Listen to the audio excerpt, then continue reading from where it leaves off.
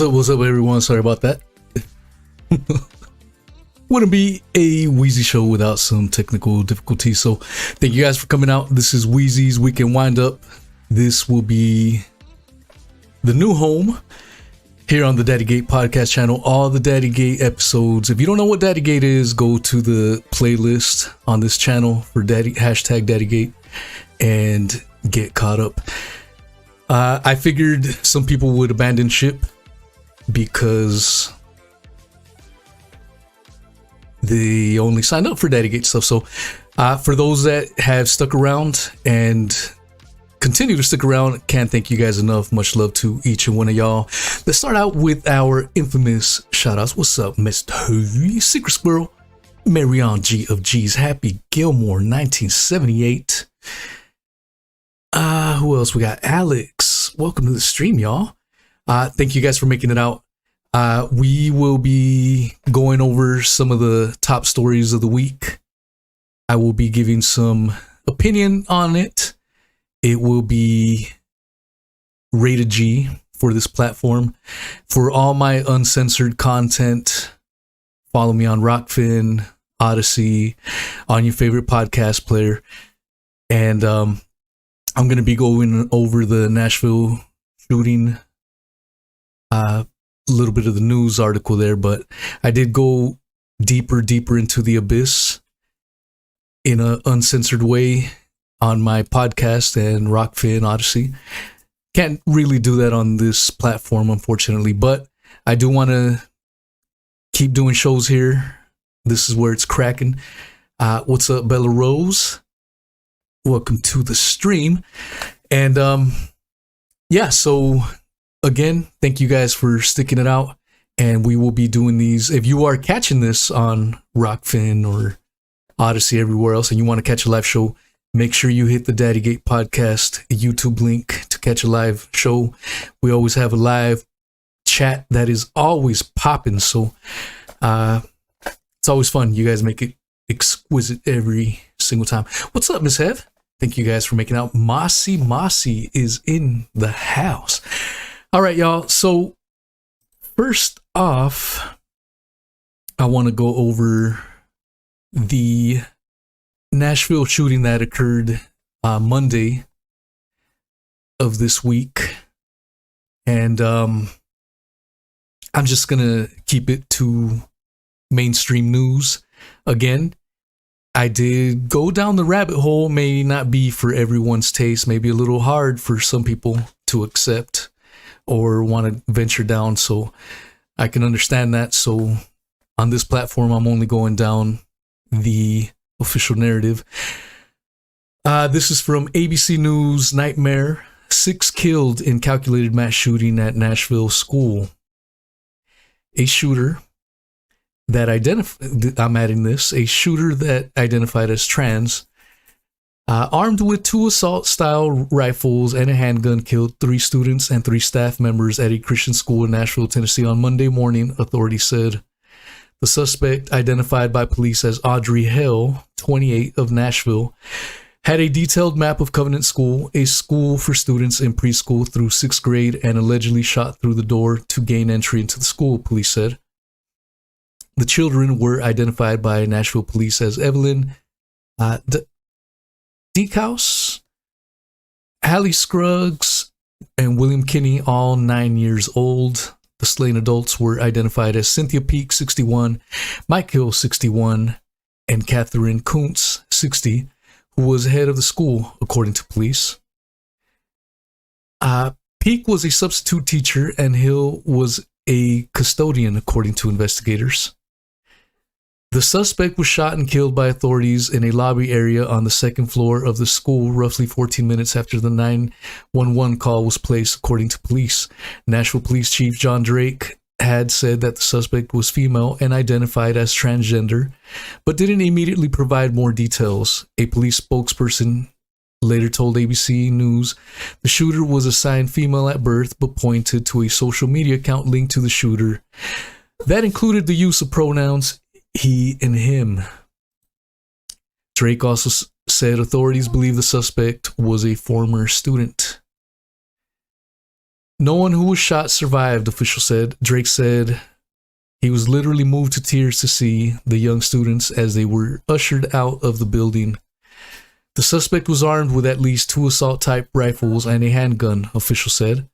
At least 2 of those weapons were purchased legally, investigators said. The Metropolitan Nashville Police Department... Sorry, my dog is giving me issues. Every time I'm live streaming, that dog has to take a wee-wee. All right. The Metropolitan Nashville Police Department on Monday night released images of 3 weapons, as well as footage of the suspect driving and parking at the building, allegedly shooting through the door and walking around inside the facility while holding a gun. The suspect had a map of how this was all going to take place and writings, according to Drake. It appears the shooting was a targeted attack, according to the chief. Authorities said the suspect entered the school through the side entrance and went from the first floor to the second floor, firing multiple shots. It appears all the doors were locked, and the suspect allegedly shot through a door, officials said. The shooting was reported at 10:13, and the suspect was dead by 10:27, according to police. The officers who fatally shot the suspect were later identified by police as Rex Engelbert, a 4-year veteran of the force, and Michael Colazzo, a 9-year veteran of the MNPD. A car found near the school helped authorities identify the suspect, and authorities responded to the suspect's home, Drake said. Police later announced that they seized a sawed-off shotgun, a second shotgun, and other evidence, quote-unquote, from the home. In a statement Monday night, the Covenant School said its community is heartbroken. We are grieving tremendous loss and are in shock coming out of terror that shattered our church and school. The statement read in part, "We are focused on loving our students, our family, our faculty and staff, and the beginning of the process of healing."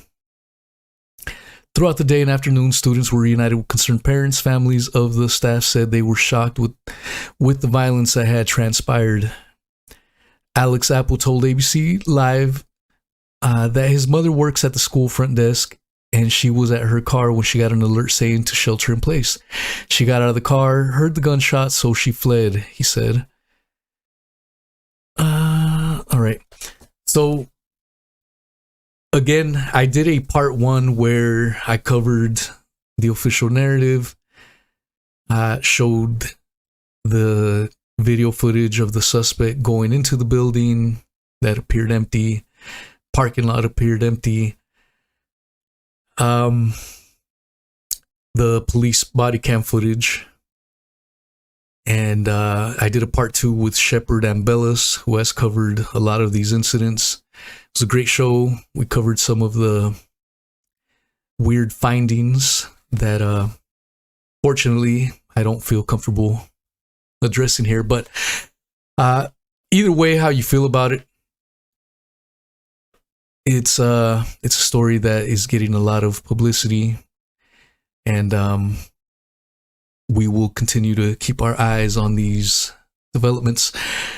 Next story is Trump indictment and hush money investigation explained. This is by Boston News, Channel 7, by the Associated Press, it looks like. I did a show on this a couple of weeks ago. It was on and then it was off. They were going to go into recess, and then it looks like it's got resurrected again.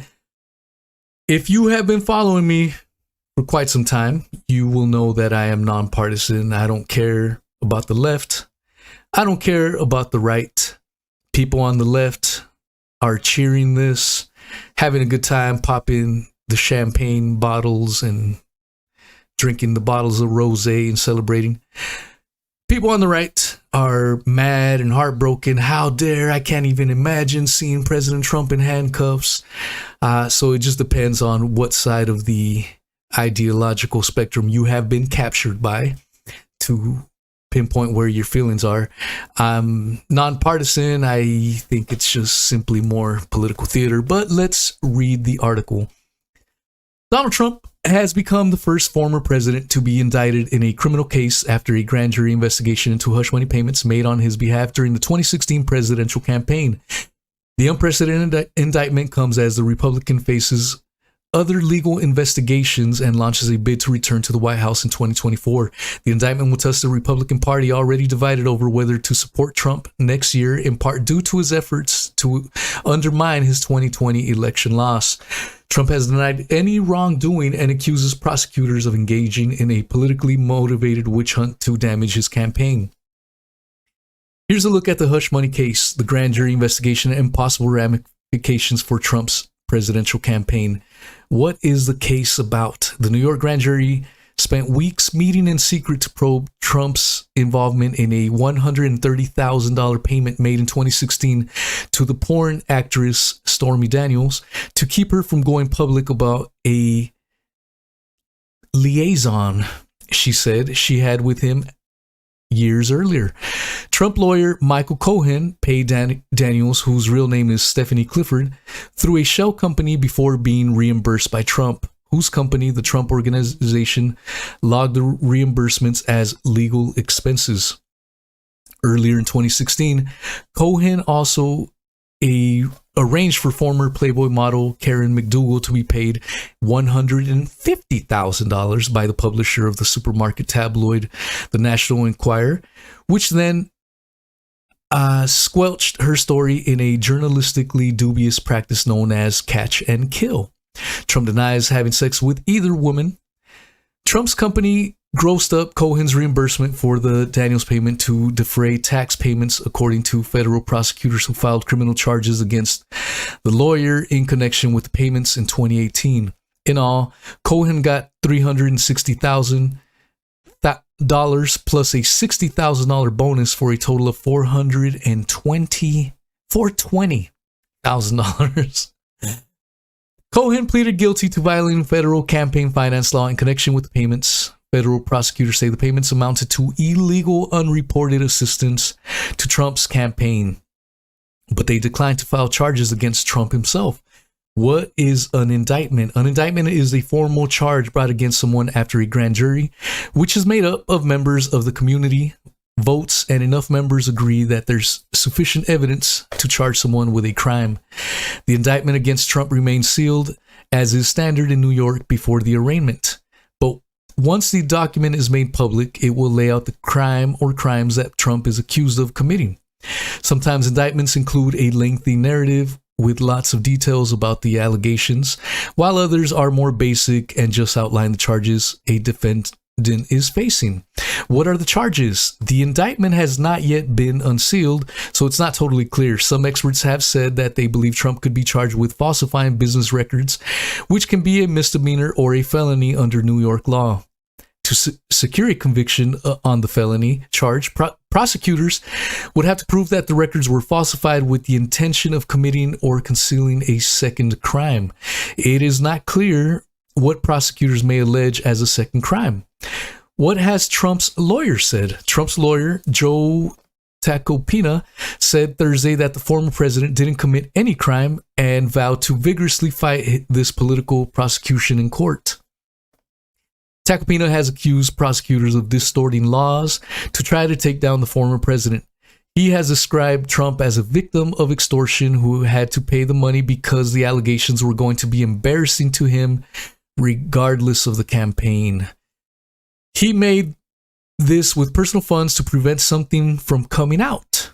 False, but embarrassing to himself, his family, his young son. That's not a campaign finance violation, not by any stretch, Tacopina said on ABC's Good Morning America before the indictment. What's this grand jury and who testified? A grand jury is made up of people drawn from the community, similar to a trial by jury. But unlike juries that hear trials, grand juries don't decide whether someone is guilty or innocent. They only decide whether there is enough evidence for someone to be charged. Proceedings are closed to the public, including the media. New York grand juries have 23 people, and at least 16 must be present to hear the evidence to deliberate, and 12 have to agree there is enough evidence in order to issue an indictment. David Pecker, a longtime Trump friend, and the former chief executive of the parent company of the National Enquirer, returned to the courthouse this week where the grand jury was meeting. Pecker's company, American Media Incorporated, secretly assisted Trump's campaign by paying $150,000 to McDougal in August of 2016 for the rights to her story about the alleged affair with Trump. The company then suppressed McDougal's story until after the election. So the story goes on, and we have more to cover. So that, in a nutshell, is what's going on. We still don't know what the charges are.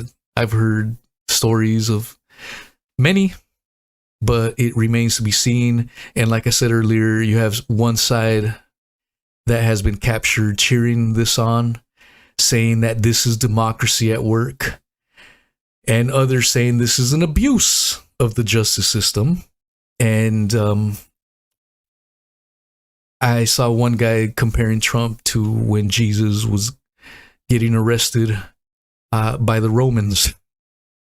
So it just depends on what side you're in. And like I said, being nonpartisan, I'm just looking at it as political theater. What would change my mind and would make me say that there's something to it would be if George Bush was charged with war crimes for the weapons of mass destruction that cost over 1 million Iraqi innocent lives. If Bill Clinton was held to the same standard as Trump for his sexual indiscretions, including the assault on Juanita Broderick. But that's not going to happen. So I don't think much is going to happen out of this. I just think it's more political theater. That is simply my opinion. That is what the live chat is for. Duke it out there. Leave comments. Leave your thoughts and opinions. I am a believer in freedom of speech. So let's move on to something that happened. There was a lot of things that happened, so I'm just trying to get some of the major stories, and some of which you may have already been familiar, but some that you may have not. This is from Reason.com. The Restrict Act is something that made a blip in the news radar, but I think it's pretty damn important. The Restrict Act would restrict a lot more than TikTok. Again, this is from Reason.com by JD Tuchile, I think, written on the 31st of March, 2023.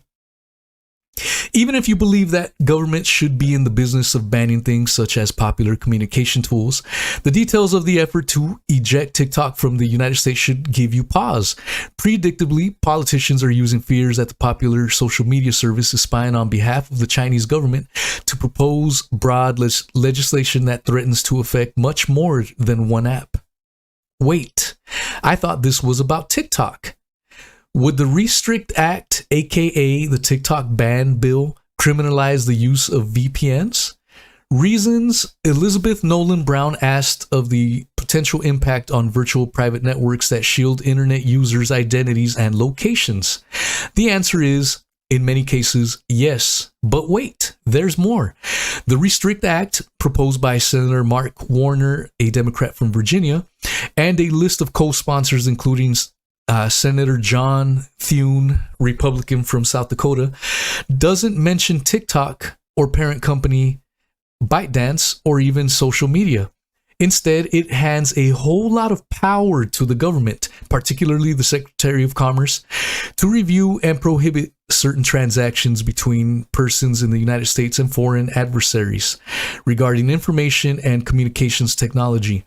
The bill's text states in part, the Secretary, in consultation with the relevant executive department and agency heads, is authorized to and shall take action to identify, deter, disrupt, prevent, prohibit, investigate, or otherwise mitigate, including by negotiating, entering into, or imposing and enforcing any mitigation measure to address any risk arising from any covered transaction by any person or with respect to any property, subject to the jurisdiction of the United States and the Secretary determines.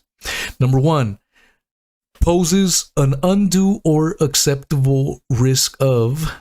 It then launches into a list of presumed horribles involving information and communications technology products, critical infrastructure, digital economy, a federal election, or national security.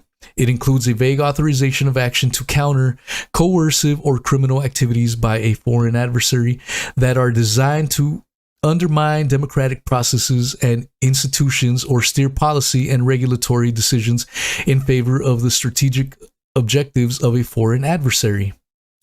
The Restrict Act has been gathering bipartisan momentum in the Senate, as well as backing from the Biden administration as a workable solution to address the emergent risks posed by foreign ICT products and services to national security, the National Law Review summarized last week.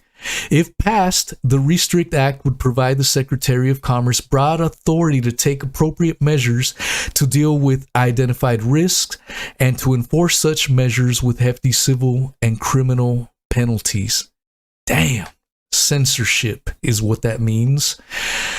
Of course, this being the 21st century, the bill also grants the president new power to take actions regarding undue or unacceptable risk posed by information and communications technology, ICT. That's a huge grant of authority to address the supposed peril posed by TikTok. What does it all mean? Use your imagination. Government officials implementing the law certainly will. No, it's not just about TikTok. VPNs would be covered in the Restrict Act, led by Senators Mark Warner and John Thune, that would require the Commerce Department to evaluate the national security risks of foreign technology, the Washington Post, Tim Starks writes. Warner said Chinese VPNs were the sort of apps that cry out for a systemic review like that proposed in the bill, which would allow the Commerce Department to examine apps on national security grounds, Stark's colleague Joseph Menn reported this week. But the legislation doesn't stop there. The bill's reference to digital economy also raises eyebrows.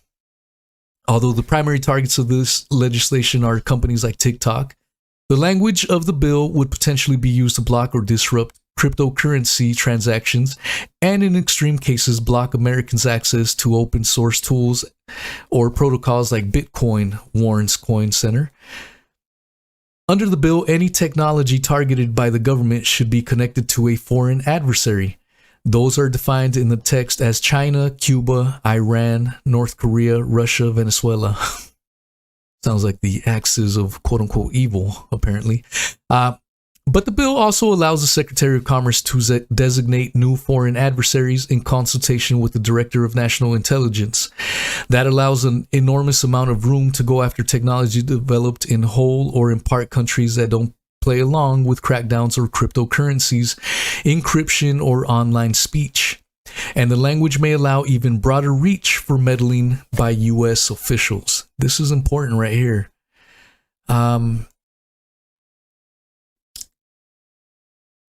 Let's see. Let's skip over here. If the feds don't like TikTok, they shouldn't use it. We are troubled by growing demands in the United States for restrictions on TikTok, a technology that many people have chosen to exchange information with others around the world, notes the Electronic Frontier Foundation. Before taking such a drastic step, the government must come forward with specific evidence showing at the very least a real problem and a narrowly tailored solution. Narrowly tailored would be deleting TikTok from sensitive government devices and otherwise leaving people alone to make their own choices. The Restrict Act isn't narrowly tailored at all. In fact, it is so broad, it's difficult to see where its authoritarian powers end. Open-ended bills crafted to exploit popular panics make for terrible legislation. So there you go. Scary times indeed. The censorship grip is tightening day by day. And somewhat related to this censorship nonsense going on, this came out on the news. A judgment was laid down just a couple days ago. This is by the Washington Examiner. Pro-Trump Twitter influencer found guilty of conspiracy against rights over 2016 memes. This guy is facing 10 years over memes. Let's read it, and I have some thoughts on this. A pro-Trump Twitter influencer was found guilty of election interference for memes shared around the 2016 presidential election. Douglas Mackey, 33, better known by his online handle Ricky Vaughn, was found guilty of conspiracy against rights in a Brooklyn court for his creation and sharing of memes. Prosecutors argue the memes were intended to deprive individuals of their constitutional right to vote. A press release from the New York Eastern District U.S. Attorney's Office said, Twitter trolls election interference trial delayed after alleged witness intimidation. The primary focus was memes styled in the format of official Hillary Clinton presidential campaign ads. They instructed potential voters to vote by text, which is not possible. Mackey now faces 10 years in prison. Now, I saw a copy of this meme of Hillary Clinton, and I will say it did look legit. It had fine writing telling people to avoid the lines. It did look like an official thing.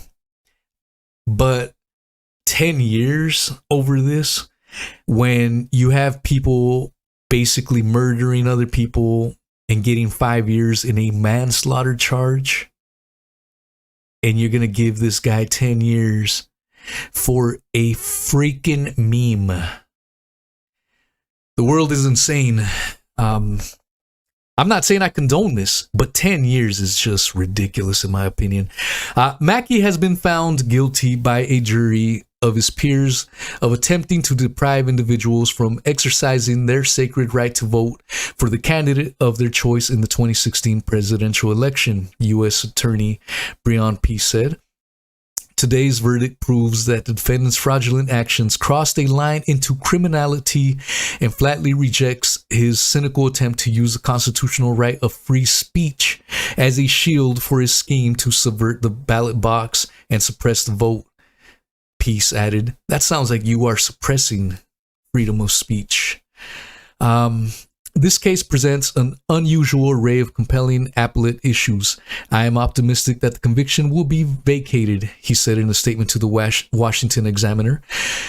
The memes telling voters to text to vote were apparently designed to look like Clinton campaign ads, and they use the same font and format as typical campaign ads.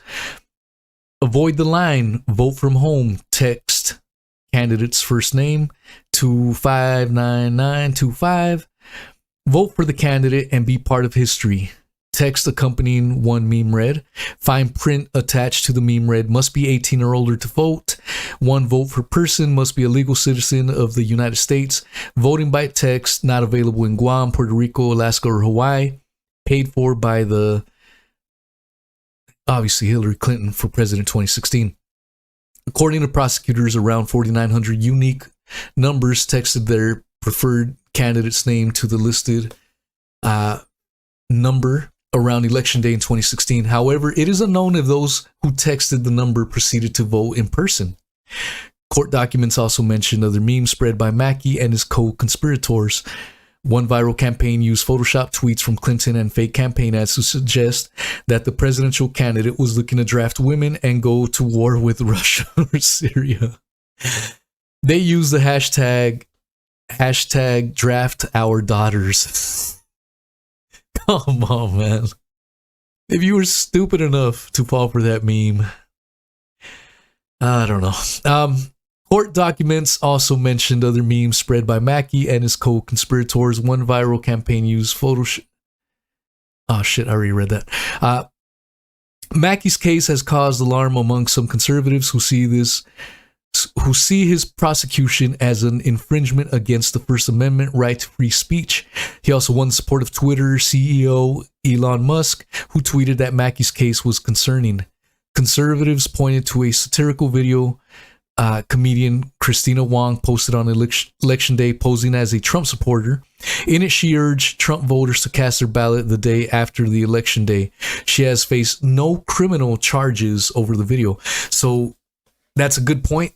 The lack of double standard should be a head scratcher and kind of piss you off if you are being objective. If you are ideologically captured, you'll probably say, I don't care.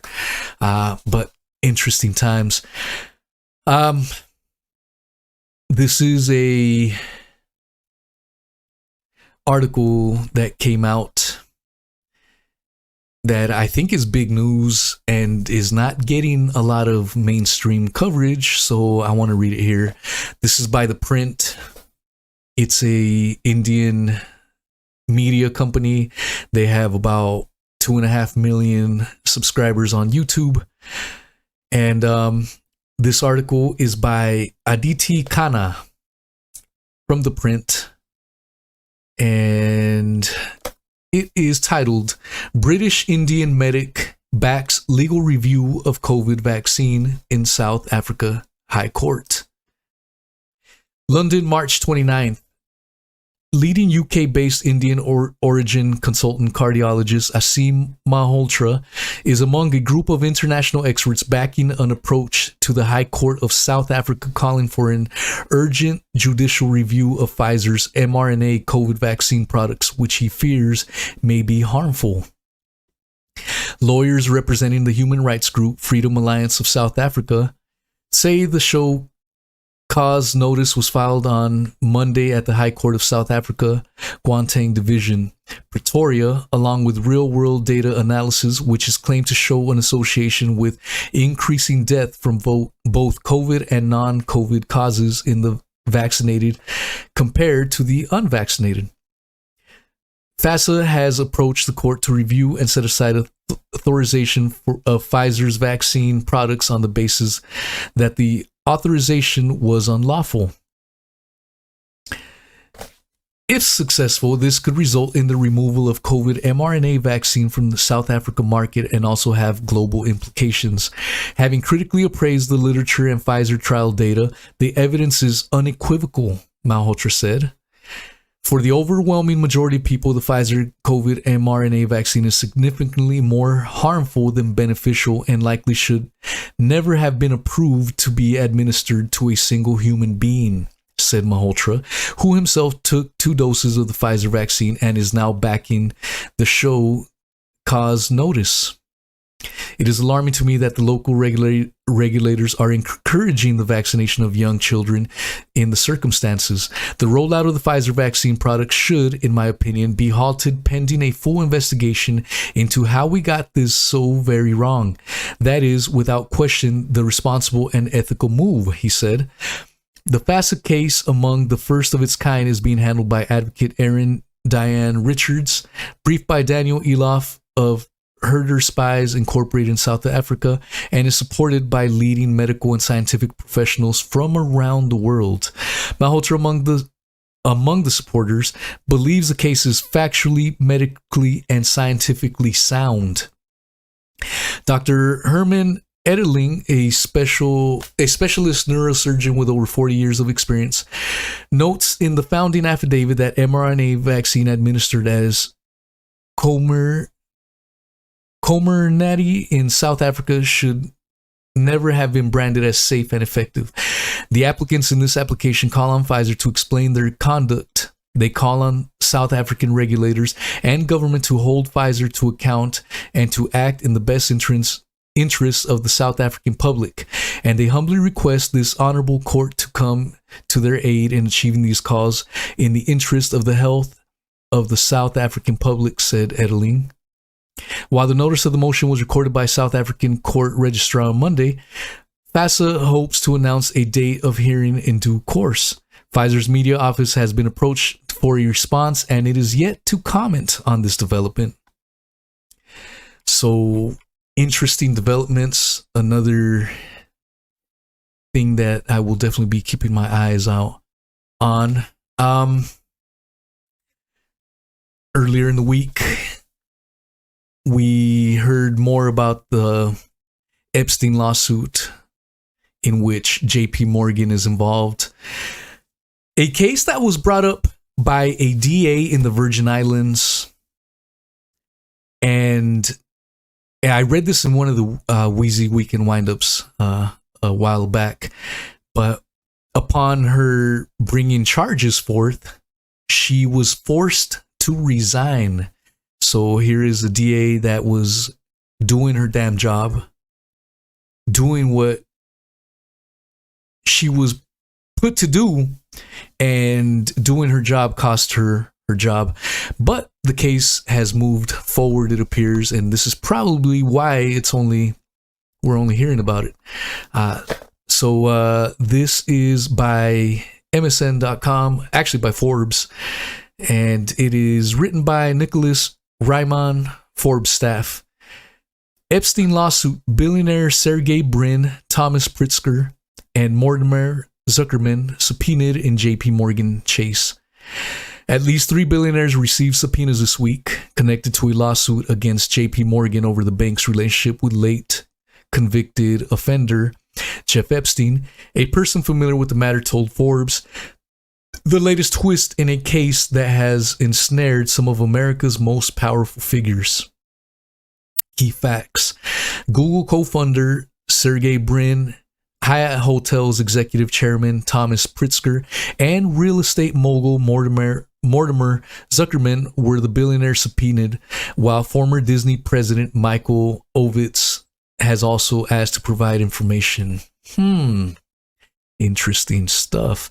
The reason the businessmen were subpoenaed is not clear, but they've been told to provide documents and communications connected to Epstein and the bank, according to the Wall Street Journal, which first reported the news on Thursday. The subpoenas were issued by the Attorney General of the U.S. Virgin Islands, which is seeking damages from the bank over what it claims was a continued relationship with Epstein after it became aware of sex trafficking allegations against him. Epstein owned an approximately 70-acre private island in the U.S. territory before his death in 2019, where he allegedly brought scores of underage girls to assault them. The businessman could not immediately be reached for comment. Key background: JP Morgan faces lawsuits from the Virgin Islands and an unnamed Epstein victim over the bank's decision to keep Epstein as a client until 2013. 5 years after he was convicted in Florida for soliciting prostitution from someone under the age of 18. JP Morgan has claimed bank executives were largely unaware of additional allegations against Epstein in the Virgin Islands, which prompted his 2019 arrest, with one exception.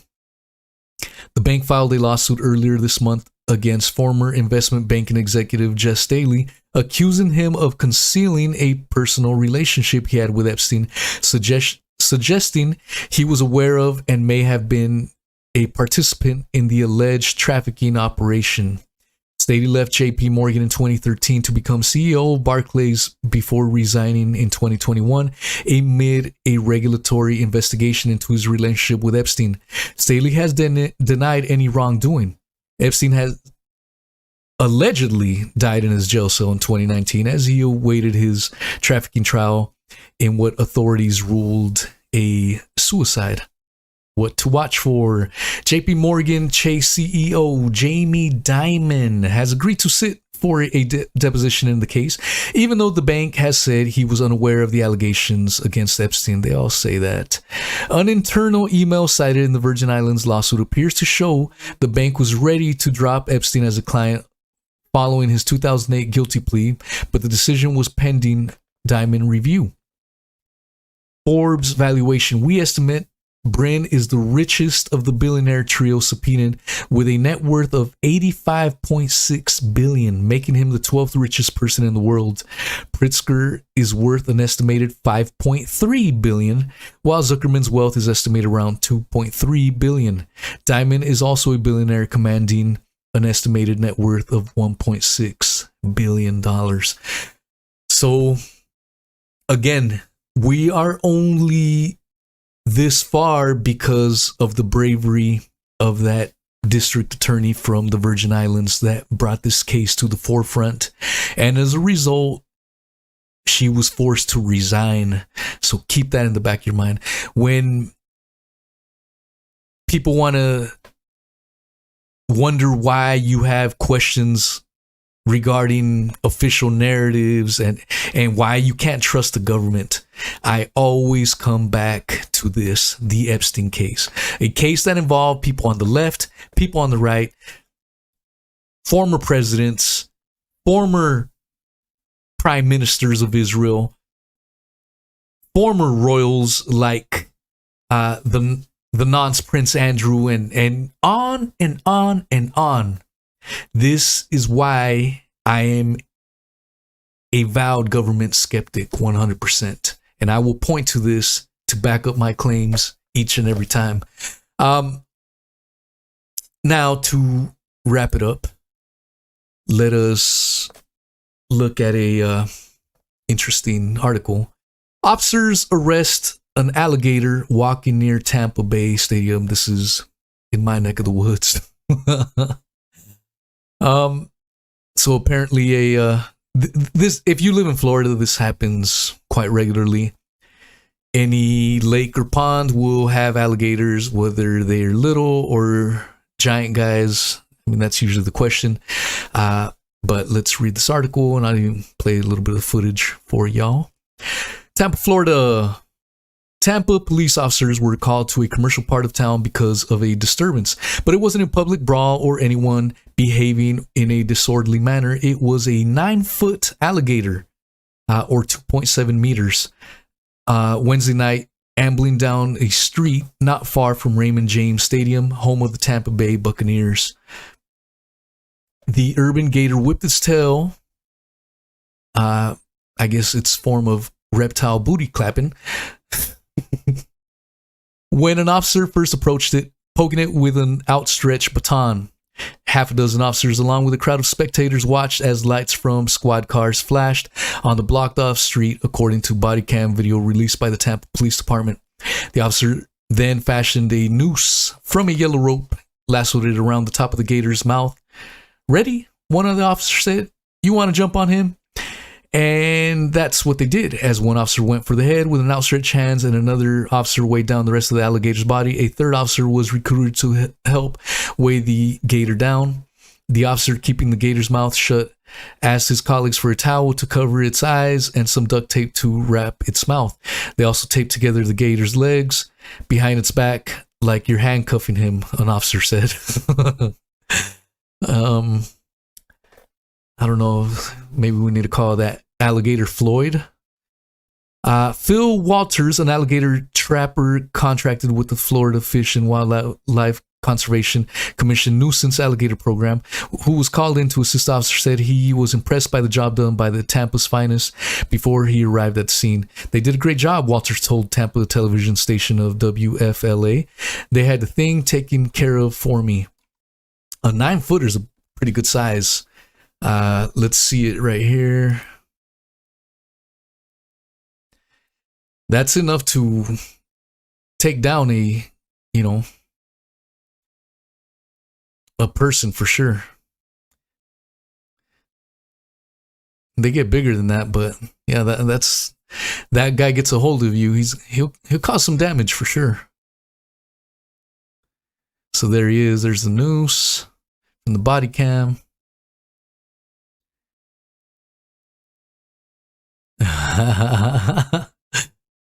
That's freaking awesome. But there we are. You get his mouth shut, hop on him, and you wrestle him down. That's pretty much the norm in Florida on a somewhat regular basis. I hope you guys enjoyed that. That is the top news of the week. What's up, George O'Brien? Thank you guys for making it out. Thank you guys again. If you guys are just tuning in, this is going to be the new home of the Weezy Weekend Wind-Up. Sorry, as I get the outro ready. Can't thank you guys enough. You guys are super exquisite, super awesome, as per usual. God damn it. And for those that have stayed and didn't peel out, can't thank you guys enough for that. You guys are super awesome. Who else? Did we have any other new faces in here? Fred Johnson, glad to see you on here, Weez. Hey, Fred Johnson, dude, I haven't seen you in a while, man. Yeah, this is the new home for the Weezy's Weekend Windups. Oh, another reminder before I head out. Next week, I have And again, if you want my uncensored, I'm rated G on these Weezy weekend windups. But if you really want to see me uncensored, uncircumcised, whatever pronoun you want to use, follow me on Rockfin, Odyssey, and on your favorite podcast player. Next week, I will be having Captain Dan. He has been flying planes for well over 35 years. He questions the 9/11 official story. And to get his perspective as a seasoned pilot is going to be a fun show. He agreed to a marathon podcast. So if you miss me doing marathon podcast, next week, next Saturday, it will be on Rockfin. So make sure you go to Rockfin, follow me there. We will be having a marathon podcast with Captain Dan. You will not want to miss it if you are into 9/11 stuff. And then the week after that, I will have Derek Bros of the Conscious Resistance. And then I have a podcast that I'm still trying to get the date settled with Gordo, the Irishman Gordo from Those Conspiracy Guys. I'm going to try to do a marathon podcast with him. Holy smokes, it's going to be a lot of fun. So if you guys want those uncensored, unadulterated shows, follow me on Rockfin and everywhere else. Thank you guys. Much love, hugs, and kisses.